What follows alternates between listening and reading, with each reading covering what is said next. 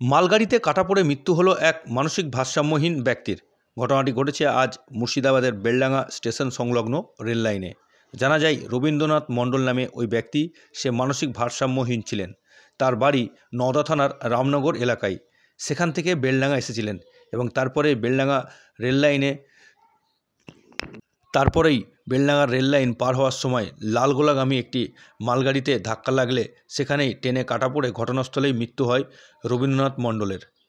তারপরেই রেল পুলিশের তৎপরতায় তাকে সেখান থেকে উদ্ধার করে বেলডাঙ্গা হাসপাতালে নিয়ে যাওয়ার পর আজ বেলা 3:30 নাগাদ তার মৃতদেহ ময়নাতদন্তের জন্য পাঠানো হয় বহরমপুর মর্গে।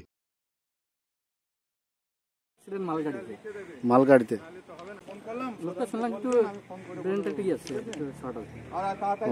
মানসিক ভারসাম্যহীন। কোথায় বাড়ি কিছু জানতে পেরেছেন? বাড়ি শুনলাম সেটা রামনগর নওদা থানায়। Ramnagar, Shabdanagar post office. এমনি নাম কি? নাম জানা গেল রবীন্দ্রনাথ মণ্ডল, বয়স মোটামুটি 55। ঠিক আছে, আপনার নাম পড়ছে? আমার নাম আব্দুল ওয়ারিস। এখানে বাড়ি? এখানে বাড়ি।